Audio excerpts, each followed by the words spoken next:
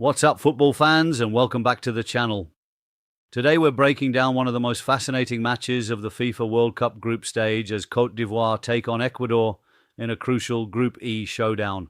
While Germany entered the group as the favourite, many experts believe this match could ultimately decide who claims the second automatic qualification spot for the knockout rounds.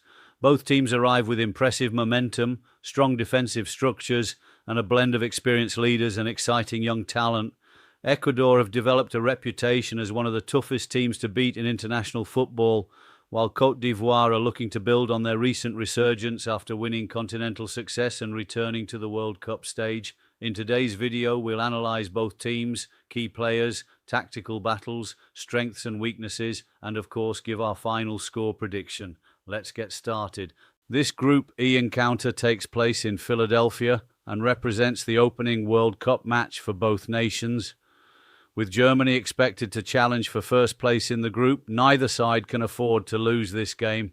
A victory would provide a massive boost toward reaching the round of 32, while defeat could leave a team facing an uphill battle in its remaining fixtures.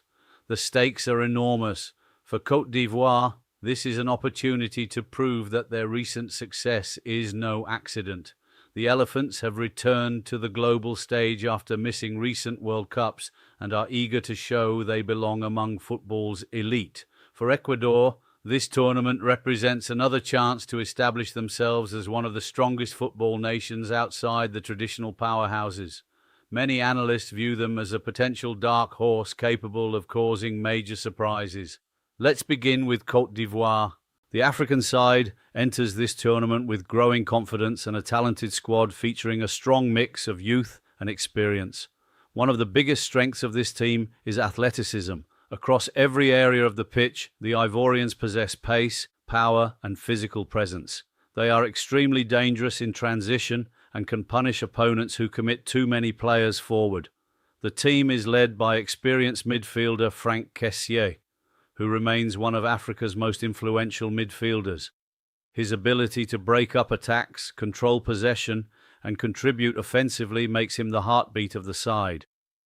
In attack, Amad Diallo provides creativity and unpredictability.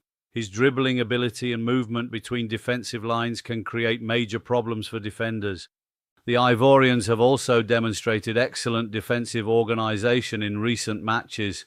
Their structure without the ball has improved significantly, making them harder to break down than in previous tournaments.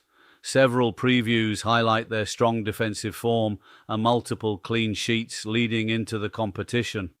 What makes Côte d'Ivoire particularly dangerous is their flexibility. They can sit deep and counter-attack, but they are also capable of pressing aggressively and controlling phases of possession when necessary. That tactical adaptability could prove crucial in a tight World Cup group. However, no team is perfect. One concern for Côte d'Ivoire is consistency in front of goal. While they create opportunities, there are times when they struggle to convert chances against disciplined defensive opponents. This becomes especially important against Ecuador, a team renowned for its defensive organisation. Another concern is experience at the highest World Cup levels. Several players are appearing in the biggest tournament of their careers, and handling pressure situations can be challenging. The opening match of a World Cup often comes with nerves, and managing those emotions will be critical. Now let's talk about Ecuador. If there's one word that defines Ecuador right now, it's discipline. Few teams in world football have been as difficult to beat over the last 2 years. Ecuador entered the tournament on a remarkable unbeaten run and built their success around defensive stability and collective organisation. Their back line is arguably among the strongest outside the traditional favourites. Defenders such as William Pacho and Piero Hincapié provide strength, composure, and excellent positional awareness. In front of them sits Moisés Caicedo, one of the world's premier defensive midfielders. Caicedo's influence cannot be overstated. He covers enormous ground, wins possession consistently, and helps Ecuador control the tempo of matches. When Ecuador are defending a lead, Caicedo becomes one of the most important players on the field. Further forward, veteran striker Enner Valencia continues to be Ecuador's primary goal threat. Despite his age, he remains a clinical finisher capable of producing decisive moments on the biggest stage. Another exciting talent is Kendry Páez, who represents the future of Ecuadorian football. His creativity and technical quality add another dimension to the team's attack.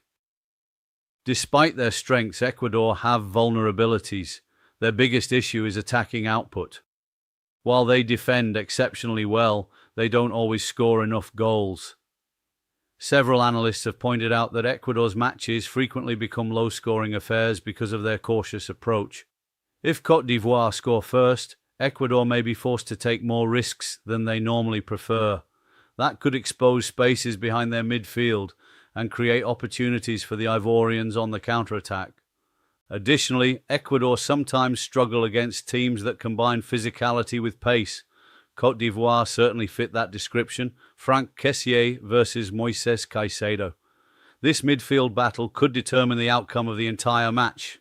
Kessié brings leadership, experience, and physical dominance. Caicedo brings energy, tactical intelligence, and ball-winning ability. Whichever player controls central midfield will give his team a huge advantage. Expect a fierce contest with neither player willing to concede ground. Amad Diallo versus Ecuador's defense. Amad's ability to beat defenders one-on-one could be Côte d'Ivoire's most dangerous weapon. Ecuador's defensive line has been praised as one of the strongest in the tournament. Can they contain Amad's creativity?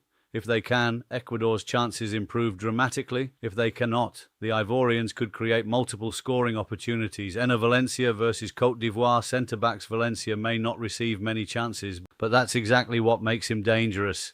He only needs one moment. The experienced striker has repeatedly delivered in major tournaments and remains Ecuador's most reliable finisher. The Ivorian defence must remain focused for the full 90 minutes. Tactically, this match could become a fascinating chess battle. Côte d'Ivoire will likely look to exploit transitions and attack quickly when possession changes. Their pace on the wings and physical presence through the middle make them dangerous in open spaces. Ecuador, meanwhile, will probably focus on maintaining defensive shape and controlling the game's rhythm through midfield. Don't expect a wide-open contest. Most analysts anticipate a tight encounter with limited chances because both teams are defensively solid and understand the importance of avoiding defeat in their opening group match. The first goal, if it comes, could completely change the tactical landscape. Interestingly, this is the first World Cup meeting between these nations. That adds another layer of unpredictability.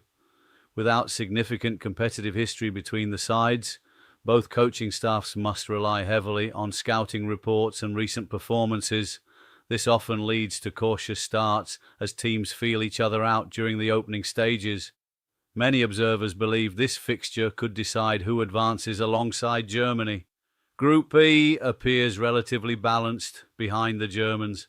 A victory here would place either Côte d'Ivoire or Ecuador in a strong position heading into the remaining matches. The psychological boost alone could be enormous.